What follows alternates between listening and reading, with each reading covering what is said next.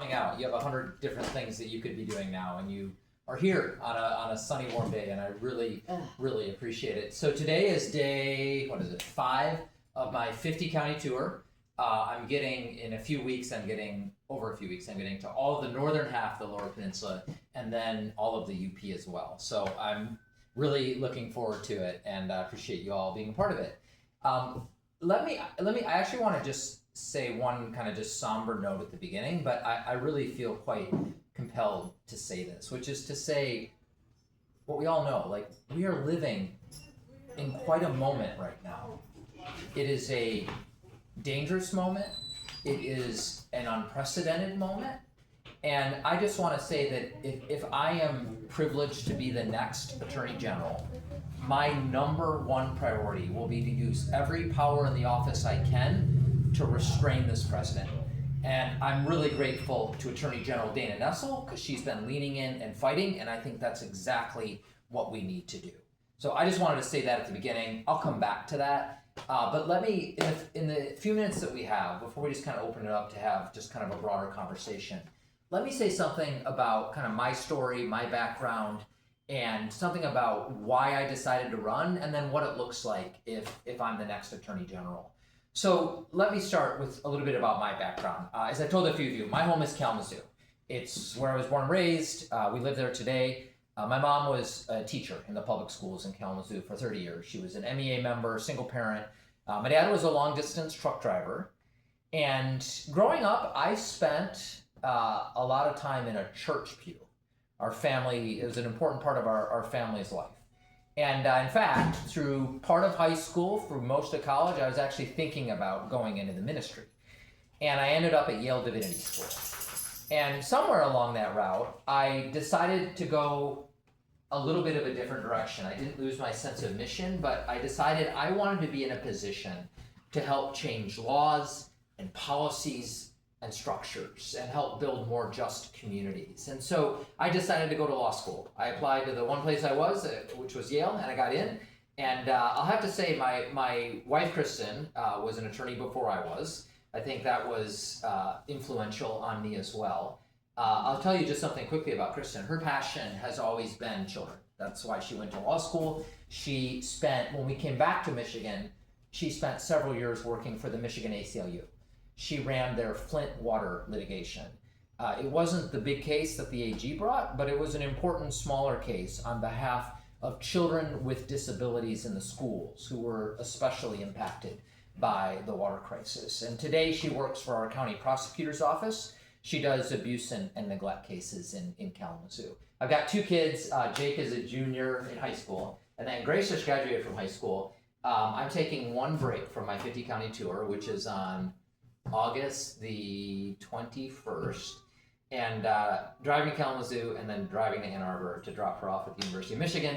I'm extremely excited for her. I'm also a little teary-eyed because this is my first kid to go to college, but I'm mostly excited for her. So back to the story. So when I got done with law school, we spent just a few years in DC. I had the opportunity to start my legal career in the U.S. Department of Justice. And I love that work. The Department of Justice is a venerable institution that has been weaponized in ways that in some ways hardly make it recognizable right now. And I'll say a little bit more about that in a few minutes. We came back to Michigan within just a few years, and I spent about a decade at Michigan State. I taught criminal law, I taught consumer protection as well. That latter area was really kind of my focus, was thinking a lot about what could a state that really wanted to lean in to protecting consumers from corporations that decide to not play by the rules, what could a state do? And I want to talk about that because that the AG plays an awfully important role in that space as well. I had the opportunity to go in a slightly different career direction in 2018, and I'll share the story with you because it still makes me smile. We have a Meijer near our house, and I was walking in. It would have been like June of 2018. I was walking in to pick up some groceries, and I got a text message from a friend named Zach. And Zach says to me, Zach was running communications on a campaign of a former state senator who is running for governor. And he asked me, he said, we want to know if you will play Bill Schuette in debate prep. Do you remember that guy, Bill Schuette? Yeah. And I smiled when he said that. Some of you will know why I smiled. I know Bill Schuette's record very, very well. And I texted back right away and I said, I'd love to do it. And on 4 different occasions, about an hour each, I sparred with Gretchen Whitmer to help her get ready for her debates. And in fact, I showed up at she invited me to the first televised debate, which was in Wood TV studio in Grand Rapids. And I was in the room when that happened, which was really cool. The short of it is she asked me when she got elected if I would serve as her chief legal counsel. And so I did that for almost all of her first term, her first 4 years. I mean, it was an amazing opportunity. Like, think about those 4 years. A pandemic. Yeah. Militia groups that were plotting to kidnap and kill the governor. And it just was an amazing, I was all behind the scenes, of course, but the opportunity to have influence I pinched myself sometimes. I was so grateful to be in that job, as hard as it was. I'll tell you about one thing that I worked on that I'm particularly proud of. On March 17th of 2021, the Supreme Court announced that it was going to hear a case called the Dobbs case. And I knew when that came out what might happen. I knew we might see, for the first time, at least as far as I'm aware, in modern history, the U.S. Supreme Court actually be in the business of taking away a constitutional right. And so we got to work that day, building the legal team, starting to put together the strategy. And you all saw the fruit of that effort publicly, because the governor was the first governor in the nation to proactively file a lawsuit to protect reproductive freedom across Michigan, even before Dobbs came down. And that lawsuit did that work here until the people put those protections in the state constitution through Prop 3. And I'm sure many of you were involved in that effort. And so I left the governor's office it would have been April of 2022, because President Biden nominated me to serve as the U.S. Attorney for the Western District of Michigan. Now, let me just say something. Some folks will know what that is and some won't. So the U.S. Attorney's Office is essentially the field office for the U.S. Department of Justice. The United States has 94 different districts, and 2 of them are here in Michigan. One is the Eastern District, and then there's the Western District. I was the U.S. Attorney over the Western, so I covered all of the UP, and then the western half of the Lower Peninsula, which was 49 counties. And I love that job. I had the privilege every single day of trying to figure out how can I use the amazing, awesome power that this job has to protect people in our communities. So here's what that looked like. Just a couple examples. It certainly meant protecting children. I'll tell you about one of the cases we did that you may have heard about. It got a lot of coverage here and beyond. That involved the tragedy of a young 17-year-old from Marquette, Michigan, named Jordan DeMay, who was the victim of a sextortion scheme. Now, 5 or 10 years ago, that word wasn't even around.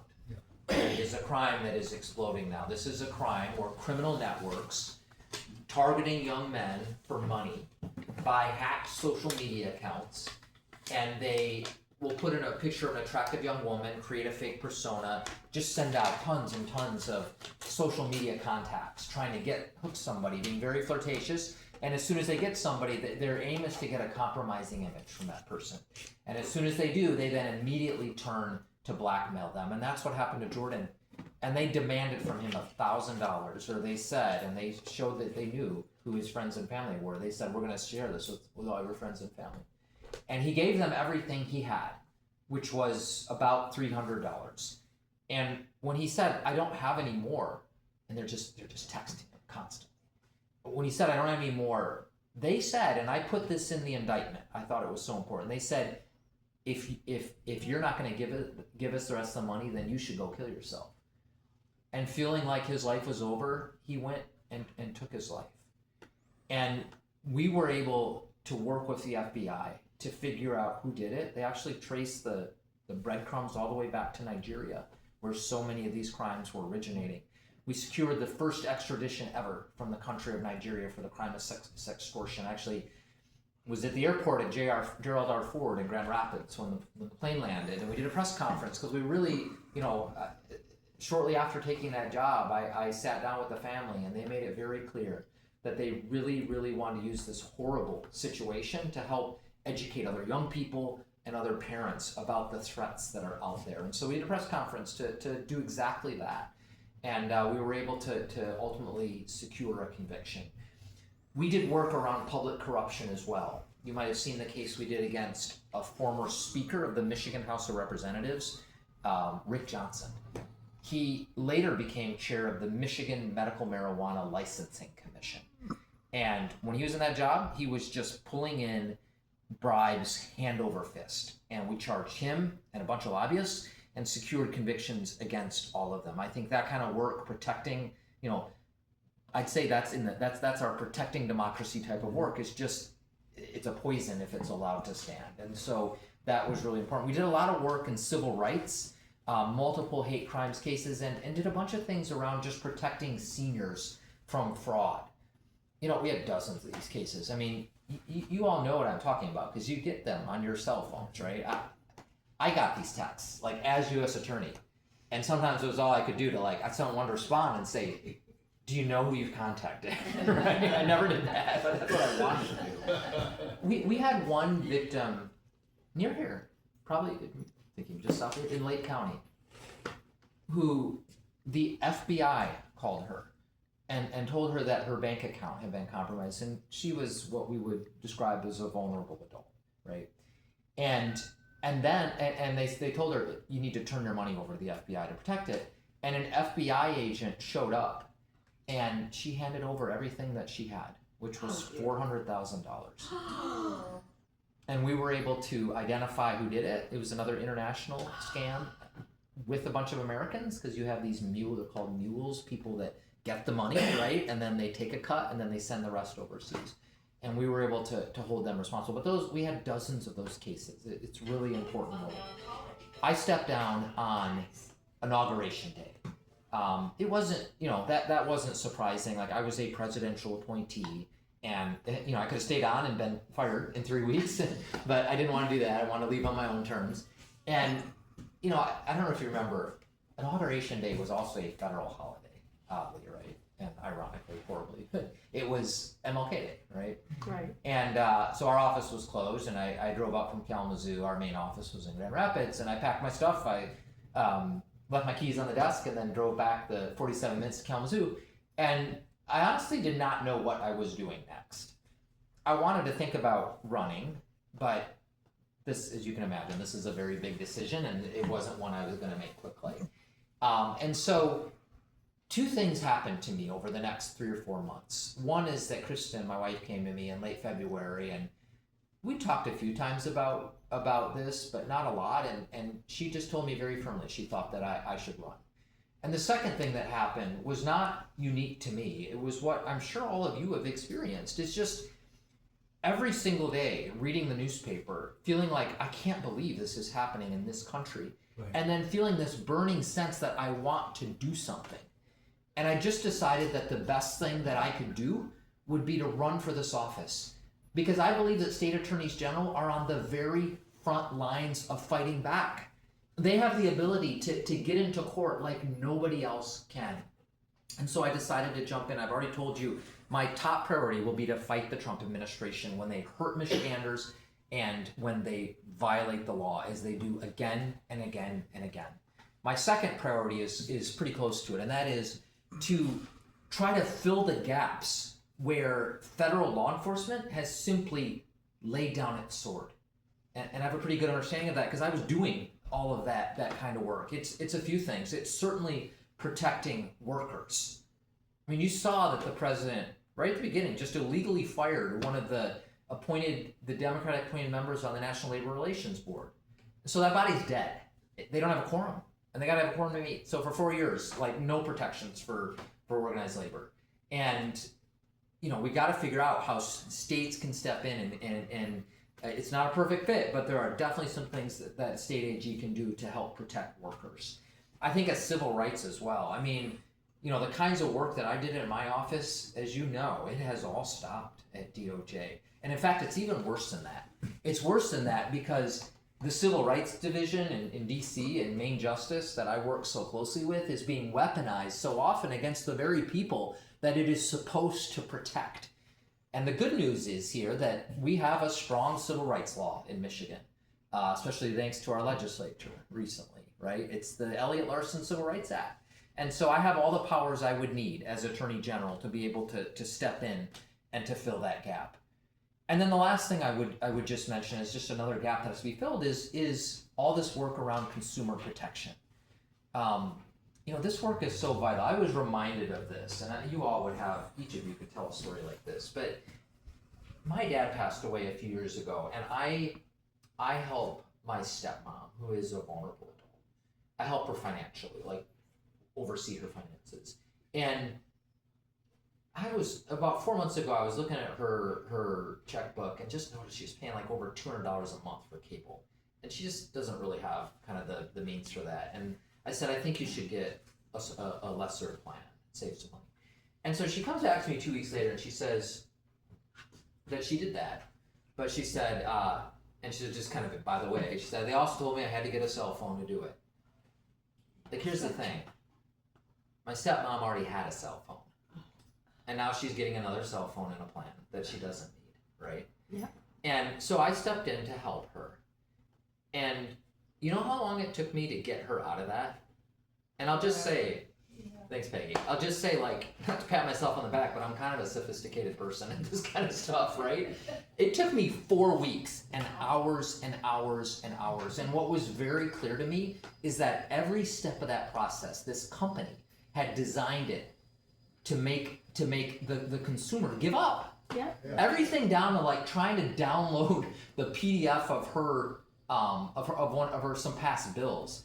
It was like it was 2005. Like I'd push go and this thing would spin for minutes, 5, 6, 7, 8 minutes, one at a time, and I'd get it. Like that's on purpose. It's all created that way so that people give up. And what do people do? Give up. They give up, right? Do you think any of those people are going to ever hire a lawyer?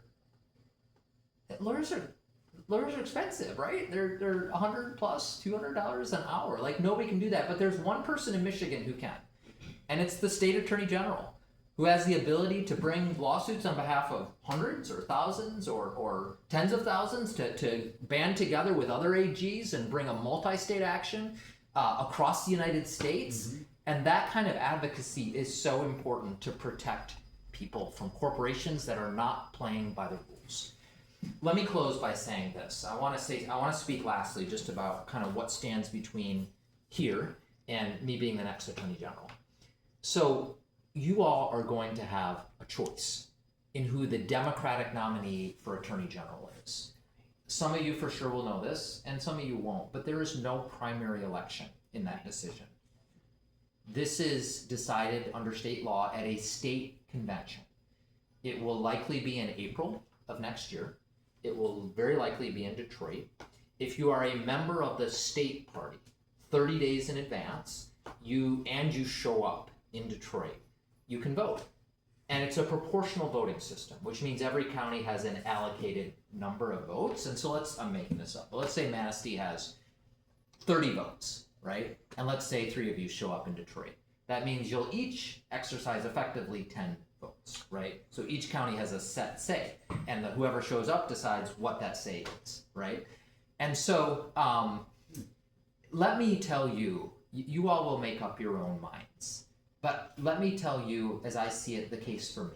I think it's 3 things. One, I think I'm best prepared to lead. I had the privilege of serving as a lawyer in Michigan in some of the highest positions in both state and federal government. And at a moment where our biggest threat is the federal government, I think that has best prepared me to lead. The second thing I would say is I think I will be a strong candidate in the only election that's going to matter here, which is November of 2026. Remember, we're a purple state. This is a non-presidential year. Like we win these races at the margins, right? We don't just overwhelm usually. And so, especially in an open contest like this one, I represented not one county but 49 counties, and they are some of the most red and the most rural parts of Michigan. And I showed up to every single one of them. In fact, I was the first U.S. attorney to ever do that. It was just a commitment I made. I sat down with every single elected sheriff, every single elected prosecutor, and just asked them how I could help them and listen to them and try to understand what their needs were in their communities, and gave them my cell phone so that they could be directly connected with me if something ever came up. I don't think any of them are going to say vote for a Democrat. By the way, 95% of those elected offices are Republicans in my district. I think many of them will say that Mark was a very strong partner for our community. And I think as validators, chief validators in their communities on law enforcement, I think that's good for this winning the seat, and it's good for the ticket as well. The last thing I'll just say is I represent the chance to have one person on the statewide ticket that is outside of Southeast Michigan. Most of the folks that are running are from Southeast Michigan, which makes sense, right? That's the heart of our party. There are 50% of Democrats are in Southeast Michigan. But for the reasons we were just saying, like, it makes sense to have somebody that has represented a lot of the outstate areas as well to bring balance to that ticket. So I'm going to end there, and I'd love to just have a conversation. If you all have questions, I'd love to hear them. And I'd love to just hear, what's happening in Manistee. What are you excited about? What are the challenges? Anything along those lines as well. So I'll stop. And who wants to be first? Yeah, Peggy in the back. What action can be taken against Line 5? Yeah. So I know a lot about this case because I handled it for the governor, and it started on the day she took the oath of office in 2019. Right. And it was the longest standing case that I had in my role, and it involved all kinds of things, including talking, with many of the senior officers at Enbridge. So I got to know this company, which I believe in many cases has been quite deceptive. Yeah. And I understand the process and the litigation. There are multiple cases going on. And I'll just kind of tell you where things stand right now. The most promising case for the past while has been the AG's case, which she filed, I believe, in March of 2019. And the big question legally has been, the threshold question is, who's going to hear this? The state courts or the federal courts? The state courts will be people anticipate would be much more friendly to the position the AG is arguing. And a court of appeals ruled a while back that the state should hear it. And, I thought that would actually probably be the final word. That was a major victory. But what we heard a couple weeks ago, as some of you may know, is that the U.S. Supreme Court announced it's going to review and hear the case. Yeah. And so I don't know where that is going. I will tell you I'm not encouraged by it. I don't think it's a good thing that the U.S. Supreme Court is going to hear this case. But that's the next step in the litigation. And I don't want to be pessimistic. That pipeline has to get out of the straits. But the international treaty process with this president is very concerning as well, because as you know, Canada has gone to bat for Enbridge and Calgary, and they have done everything. They've invoked an international treaty, and with this president, I'm very concerned about where that could go as well. So we've got to keep fighting, but there are some big challenges at the moment, for sure. Nate, I think you had a question. Yeah. As Attorney General, what would you do about wage theft? Because wage theft is the biggest form of theft for working people. It's more than all other forms of theft. Yeah. Yeah. There's a lot of kind of related issues here that are both important, and that the AG is not only empowered to address, but for all effective purposes is really the person who needs to address them. Yes, individual county prosecutors can do something, but we don't need a county by county solution. We really need a program that's enforced uniformly across the whole state of Michigan. There's worker misclassification, which routinely happens in the trades, where you have non-unionized organizations which are treating people as independent contractors who are effectively employees and avoiding all kinds of costs. By the way, that also hurts companies that play by the rules, and it also hurts the government because there's revenue that's lost because of it. So it's a lose-lose-lose situation. And there's certainly other types. There's overtime issues. The AG is equipped to handle all of this. And as some of you may know, AG Nestle formed I'm going to forget, Payroll Fraud Protection Unit, I think maybe the name. I'd have to look again. But that's doing important work. Like I'm not up close to it, right? So I want to understand like how effective this has been and have those conversations with our partners in the building trades. But I think that work is awfully important, and not only can the AG do it, but the AG really has to do it and needs to enforce a statewide program. Thanks for mentioning it, Nate. Yeah. Do you know how many immigrants in Michigan have been kidnapped and detained or deported, and what is happening to protect them? Yeah, so let me speak to this really important issue. I mean, this is, again, one of many examples of just things that I never thought I would see happen in the United States of America. And I don't have any precise numbers, but I'll say this. And I want to especially tie it into what the AG can do, right? When these things happen. So there's a few different related legal issues here, but the main space has to do with how federal law enforcement is going about searching and seizing people. Mm-hmm. And that's all governed by the U.S. Constitution. It's governed by the Fourth Amendment, right? And the best example you can see of what can be done and what can be done here when it's necessary as well is what's happened in LA.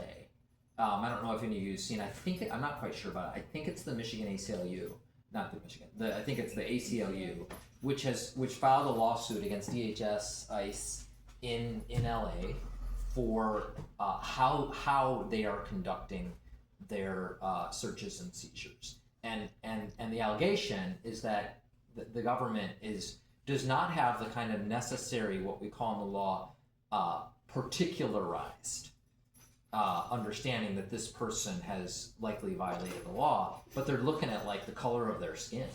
They're looking at certain types of jobs like car washes. These are all unlawful bases to exercise the government's power to search and seize. And so what you saw the federal district court judge do in that space is to issue an injunction and say, stop, government, you cannot do this. And the judge said, look, I'm really seeing overwhelming evidence that these are being conducted in ways that violate the U.S. Constitution. And so that same type of lawsuit can be brought as needed here in Michigan. It can be brought by the AG, it could be filed in federal court. And I continue everywhere I go to hear similar stories as well. I was recently down in Lenawee, Michigan. And in fact, the night before, I'd been in Hillsdale, and they said, you got to hear about what's happening in Lenawee. And I heard some really concerning stories about what's happening down there, but I know there's many other places as well. So they are being picked up in Michigan? Yeah. Immigrants? For sure. Okay. Yeah, I mean, I think in every state in the United States, DHS, I mean, the president, really under Stephen Miller's guidance has really been pressing this issue. And let me make a related point about this. The AG has a set of formal powers. I mean, the primary power of the AG is to bring a lawsuit, right? That really is the currency of the AG. But there's also informal powers. The AG has a microphone, like few other people do in the state, and has the ability to get a message out. And one of the messages that needs to get out right now is what the effect of the new priorities that the Department of Justice are having on violent crime and other related issues. So if you look at that executive order that the president, it says something about redirecting resources from, and I'll explain these terms, Project Safe Neighborhoods and OSADEF. And those are just DOJ acronyms for the program focused on fighting violent crime and the program focused on fighting transnational criminal networks that are bringing especially fentanyl in the United States. And so those resources, those federal resources, are being directed to these immigration matters. And so we don't have the statistics yet, and asterisk, like we should all wonder whether we can even trust them when they come out, but it is almost certainly the case that we're going to see violent crime and fentanyl and other things go up because the federal government is not fighting them like they once were, like I was doing when I was the U.S. attorney. And so getting that message out, I have not seen that message gotten out. It feels like it could be quite powerful, right? Because this is a president who ran on the idea that violent crime was going out the roof, when in fact we know the numbers showed it was quite significantly declining. Yeah. So we understand there's important work to do. It doesn't get done until you get elected. So talk to us about your past and your experiences being in elections, working for elections, the skills you bring to the election process. Yeah. So I've had experience as a candidate, as a campaign manager, as a state and federal official, and as a volunteer in the Michigan Democratic Party. As a candidate, some of you will know, I was the Democrats' 2014 nominee for Attorney General against Bill Schuette. I think we all knew it was going to be a hard race to win. He was an incumbent, and we had no Republicans in statewide office, and none coming out of that election cycle either. But I learned a ton about how this process works. I've already told you about my positions in state and federal government. I, on 3 or 4 different occasions, either ran the voter protection efforts that the state party did. I was the state counsel for the Clinton campaign in 2016. When I first moved back in 2008, I did the same for the Obama campaign. And I'll just say something like the path to victory here is an 83 county strategy. And it's, the vast majority of people are in Southeast Michigan. And so I've got a key to a bedroom that a friend's given me. And I'm spending about half my time in Southeast Michigan. At the same time, I think if I'm going to be somebody that's going to be fighting for Michigan, I need to fight for Michiganders everywhere. And that means I need to show up. And so I took these 2-3 weeks to hit 50 other counties and to show up and do what we're doing here, because I think that's really important too. And I did that, once I got into office as U.S. Attorney. I did, and I'll do the same thing once I get into office as Attorney General as well, because I think showing up's important. Yep, Judy. Since you're not going to be on the ballot, basically you're going to be contacting and talking to all the party chairs. For sure. For yeah. all Anybody that can be counties. convinced Yeah. to be a delegate at the state right. convention. Yep. Okay, right.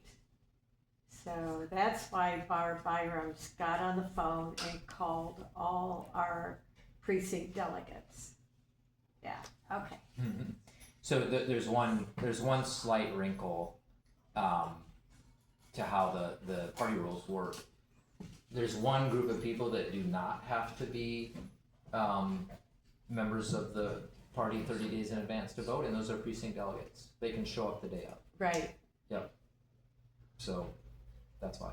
Yeah.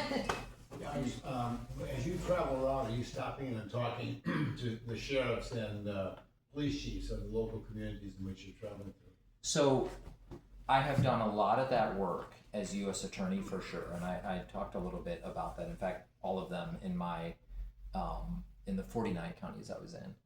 Right now, I am laser focused on winning the convention, and because I have limited amount of time, I'm focused on delegates. But certainly, if I'm the next Attorney General, just as if when I was U.S. Attorney, those kinds of relationships will be very important. Yep.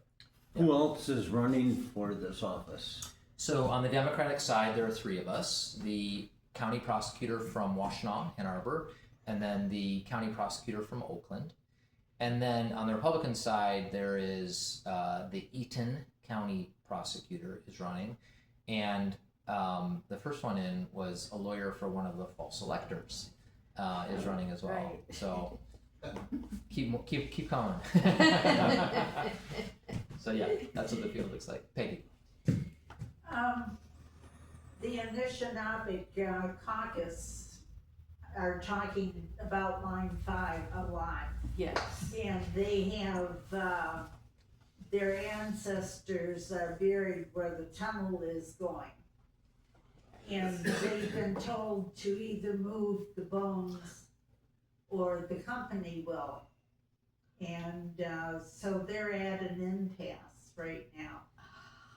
Can is there legal action that can be taken?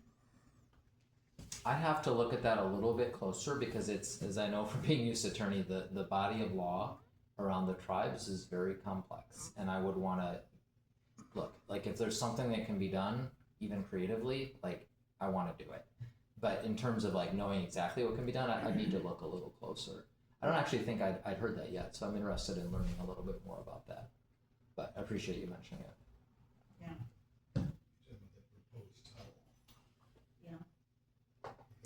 How Yeah. does the funding for the Attorney General work?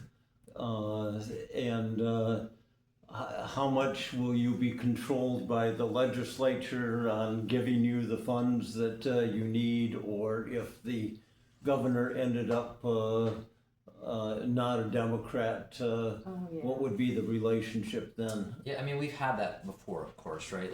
Sure. Like Governor Granholm, of course, had Mike Cox. You know, it was very nice when I was the chief legal counsel for the governor that we had a Democratic attorney general, and we didn't have, you know, some of those tensions that we might otherwise have. You know, under our state constitutional system, these officers are independently elected constitutional officers. The AG does not report to the governor.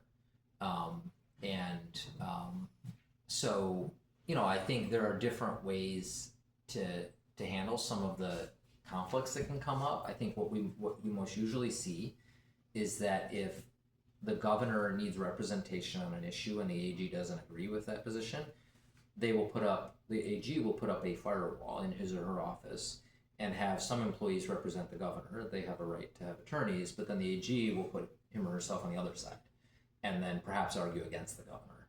And that's a fair, well-established system for handling that. You know, appropriations is obviously through the legislature. And, you know, there were a couple instances where the Republican-controlled legislature, when the governor was in her first term, when they controlled both branches, tried to give a zero-sum budget for the AG as a kind of obvious, implicit or explicit, I guess, threat. You know, that only didn't happen, but, you know, having a Democratic governor is certainly helpful. I mean, are there ways to really try to hurt that office by trying to cut its funding if the right people have the right power? Sure, there is. Yep. Any other questions before we wrap up? I'll be around for Peggy. You got one more question. When do I have to leave? I have to leave by 1:30. You're going to Cadillac. Yeah, I'm just gonna. Sorry, Peggy. Just give me one. Yes, I need to leave by 1:30. So I've got a few minutes. Go ahead, What's Peggy. your relationship with Dugan? Oh, yeah. The mayor of Detroit. Yeah. I mean, you know, being in the governor's office, we cross paths fairly regularly, and you know, I know who he is. I'm very concerned that he's running. I mean, I don't see that. I feel like that can only hurt the Democrats. Of course. Obviously, it hurts the gubernatorial candidate, but it can hurt the whole ticket, right? Because what's happening at the top of the ticket can, of course, have effects all the way down. So I'm concerned about that. Does he Yeah. know he's handing the election over to the Republicans? You have to ask him. I don't know. Let me end by saying this. I want to say something positive. So, I'm running to be the chief law enforcement officer of Michigan. As you can imagine, I think the courts are really, really important, and that's the main arena in which the AG is working. But I will say this. The courts are not going to single-handedly save us. No. They're slow. And we have a Supreme Court that has been very unfriendly and in part created some of the very problems we're facing, especially with that immunity decision, right? Right. And so the judicial system and the courts and what the AG do is super important as part of the response now, but it's not everything. We got to win back at least one house in Congress. That's a year and a half away, but that institution has all but surrendered its powers, and that has to change. And then the last thing I'll just say, and this connects especially with what I think you all are doing locally, is we have to be active, I'll just say, on the streets, right? Like, I actually think that work is really, really important. And we need to have a lot more people. I mean, you guys are doing it, but like, We need to see a larger percentage of civil society get involved and say this is unacceptable. We need to see, you know, some law firms not capitulate. Like it blew my mind to see Paul Weiss like do what they did. This very large, powerful law firm. If there is anybody in the United States that can push back against a president who's doing something unlawful, it's them, and they caved, right? But even beyond the business community, then like just we need to see more people. And so I know you all are out on the streets. You know, I heard the number 800, 850. We're out for the No King's Day. I know you're doing Over 900. Other over 900 Yeah. are doing it as well. And I just think that's all super important. It's important for the message it sends nationally. It is also important, and I hear this again and again, for other people in your community who feel a little scared and alone.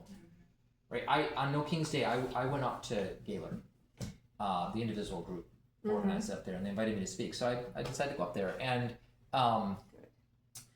I drove into Gaylord, and it was underway already. There were like 500 people on the street, and I couldn't believe it. Like I don't know if that community's ever seen that many people, right? Yeah. And what I kept hearing from people as I moved around the crowd was like a bunch of people being like, I didn't know there were this many people that felt this way here, and they felt really encouraged by it.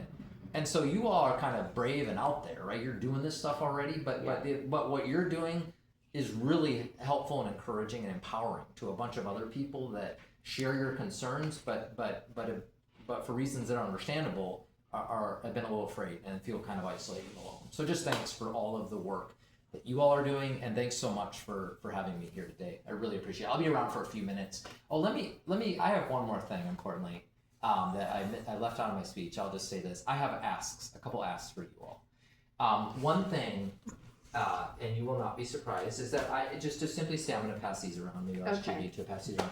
I want to earn your support, and I want to convince a few of you to come to Detroit and support me there at the convention.